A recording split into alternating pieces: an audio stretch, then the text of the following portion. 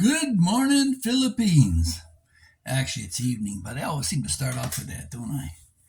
Anyway, here at the Phil Cartmel Experience, we try to give you something a little bit different than what you get from other bloggers. Yes, I went down the rabbit hole. We're out of that now. We're going to go on to something positive, or something a little bit scary too today. Um, the Philippines and Thailand are two of the principal places I know pretty good. I've been in the Philippines now for what, going on uh, 12 years, coming up 12 years. And in Thailand, I spent 5 years in Thailand, and in northern Thailand principally, um, back between the point where my marriage was done and I tried to regain some of my self esteem. And like a lot of men at that time, I came to Asia broken. Uh, After a 30-year relationship and raising three children, to be ignored and tossed aside, I decided I'd had enough. And if you want to pretend to be single, I can do that, play that game too. So the marriage fell apart, and yeah, I mean, I had my share. Actually, no, I had a lot more than my share. And Thailand's a pretty risky place to not be careful because back then there's a lot of AIDS going around, so you had to be a careful guy at that time. And I met this tongue little stories here. You don't know her, need to know her name, but I met a girl, a young a woman. We shouldn't not quite that young, about 35, a Thai girl in Bangkok. Met her online, met her in a bar. We chatted, and yeah, it's kind of a spontaneous thing. And I thought, wow, this is a good woman. It's amazing. And she told me about her past, and it was sad to say, but she was sold by her aunt when she was 12 years old to a brothel after her mother died. She was from Udon Thani on the east side of Thailand. Beautiful spot, and a lot of expats like that area because they don't do most of the burning you get from the rice fields comes up around Chiang Rai. You get the smoky air there, so a lot of people retreat down to this area, or even Bangkok, to get away from the smoke in the smoky seasons when the rice is being burned. So she was from there, and a very pretty girl, and it's borders on and Cambodia, and a lot of beautiful women in Cambodia as well. So maybe some of the genetics cross there. But yeah, it was.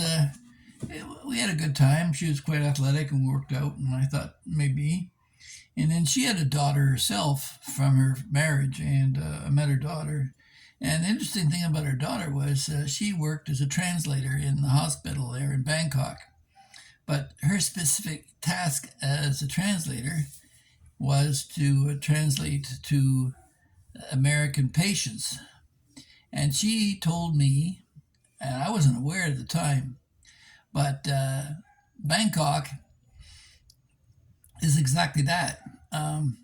It's the Lorena Bobbitt capital of Asia. There's more deep cut circumcisions on men by jealous girlfriends uh, there than anywhere else in Southeast Asia. So if you have a girlfriend in Thailand, I wouldn't be pissing her off. But the one she told me in one particular story where this girl had drugged her boyfriend in Thailand when she found out he had an alternate girlfriend. And while he was asleep, she chopped his rooster from his booster and waited until he woke up. And when he woke up, well, the blood all over the bed, she took his member and tossed it in a blender and pureed it to make sure he never got it back again. So that's the kind of viciousness you get, guys. I'm just warning you. If you come to Asia with expectations to fool around and be a playboy, you better be right up front with your girl. Now, we had an argument too because I was a player. I was single, and I told her that as much. But the jealousy still comes out. They can't stand the fact that you had another girlfriend. So yeah, I had one in Chiang Mai and one in Bangkok, and it was back and forth. And I had a couple in Canada at the same time. But I was single at that time. That was what the expectation was. So when I came to to the Philippines, I thought, well, maybe things will be a little bit more mellow here. Oh no, no, no! You better watch it because while in Thailand they may take your dick, in the Philippines they can take your life. If a woman catches you in bed with another woman and you're her principal and she kills you,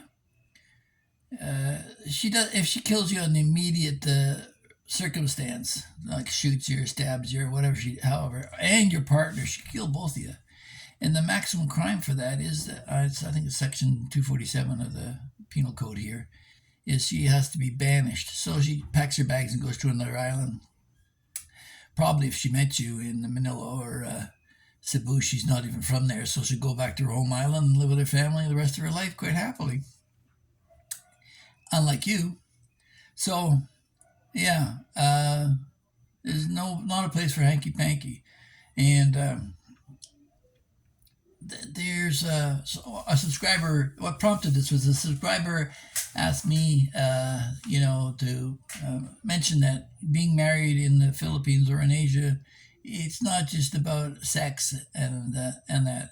In fact, I would put it to you like this: if you're coming to Asia to marry any woman who's under 40 or have a relationship with them, you better be prepared to have children. Forget about the marriage. You're there to get a family, okay? Because, first of all, if a girl here goes to her doctor and asks for the birth control pill, her doctor is going to talk her out of it. That's what happened. My wife, initially, I said I didn't have an interest in kids. She talked to the family doctor. The doctor says, "You're too young. It's going to mess with your system." No, I'm not going to prescribe that. No, you can use some other form of birth control. And, jumping up and down at the end of the bed doesn't really work. We found that out. So, birth control pills here are hard to get a hold of unless you're married and you've had a couple of kids, and then the doctor will decide. But it's like every doctor, they all play God in different ways in different nations, and the doctor's going to decide, no, you can't have the birth control pill. You haven't had any children yet. You're too young to do that kind of thing. So they'll just tell you flat out no. So yeah, and family is the most important thing here. So if you're looking to come here for babaroonies or play the field, the name will get up pretty quickly, and you'll end up with a type of girl that won't be family material, and sadly, she's living on the fringes and becoming basically a beggar without the word for it. So that's where the whole issue comes up relative to what are the motivations of a girl in a relationship in the Philippines. Well, her motivation is to have a family. That's her motivation. All the stuff you hear about scams and all the rest of it, yeah, they're out there. They're out there all over the planet. The Philippines is no different than that. And if you combine poverty into the mix, it makes them a little bit more desperate. And maybe they accept the offer that that is ridiculously low. I mean,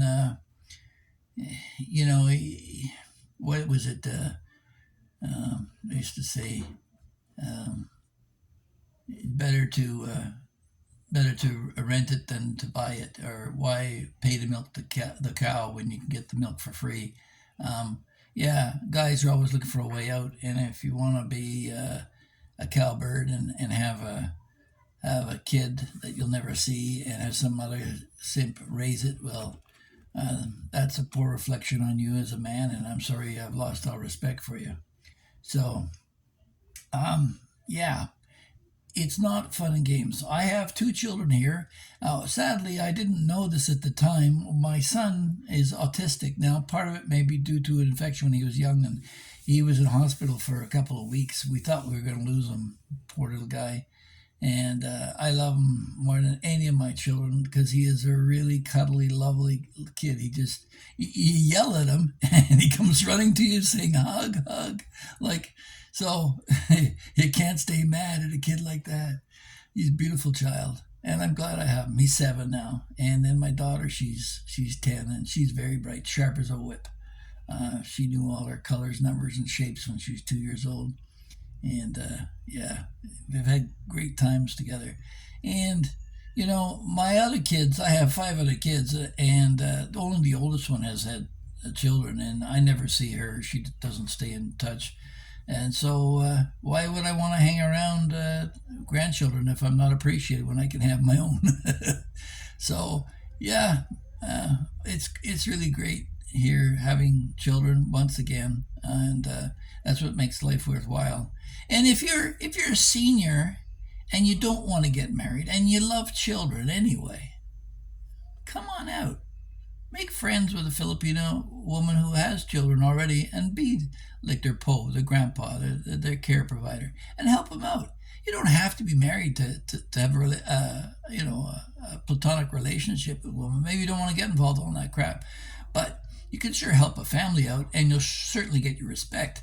When I go to the bank, they the security guy comes over here with a special tag P11. Go, what's this? I got the number on the other machine. He goes, no, sir, that's for privileged people. Be a pensioner, so you take that, right?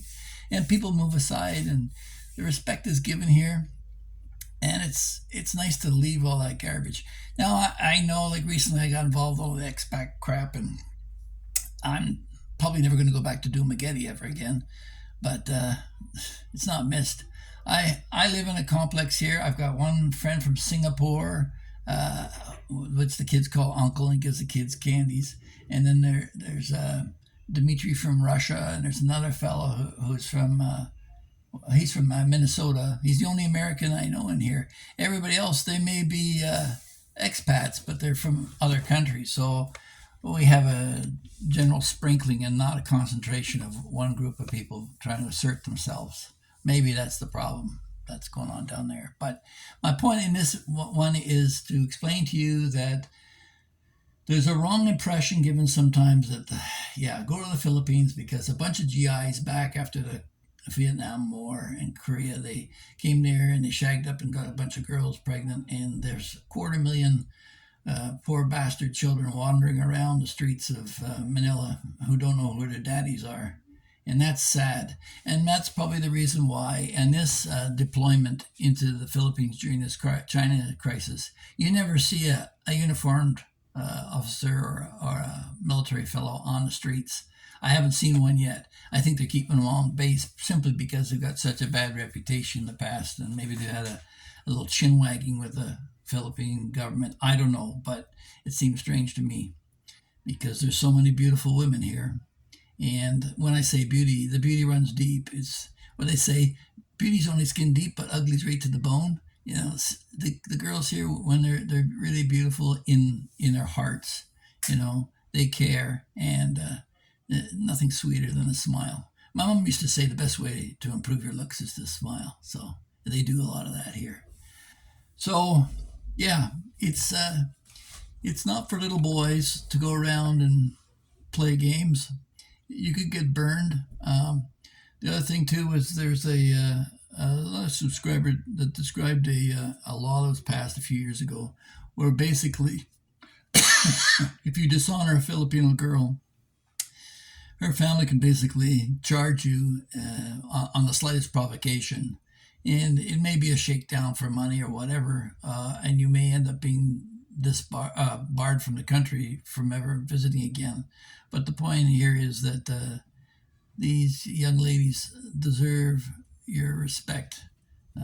They come from villages where they work very hard. The reason the Filipino guy only lives to be 76 is because he's worked so hard in the hot fields here for decades. So, when you're a guest in somebody else's country, you got to take care of that and be a man, know your boundaries, and respect the law. So, yeah, if you don't come here to the Philippines to get married, you come here to have family. And family doesn't necessarily mean that it has to be through marriage. You can be the grandpa who helps out down the street and be loved by the village. So there you go. We'll call it a video. Please don't forget to like, share, and subscribe, and we'll talk to you in the next one. Bye bye.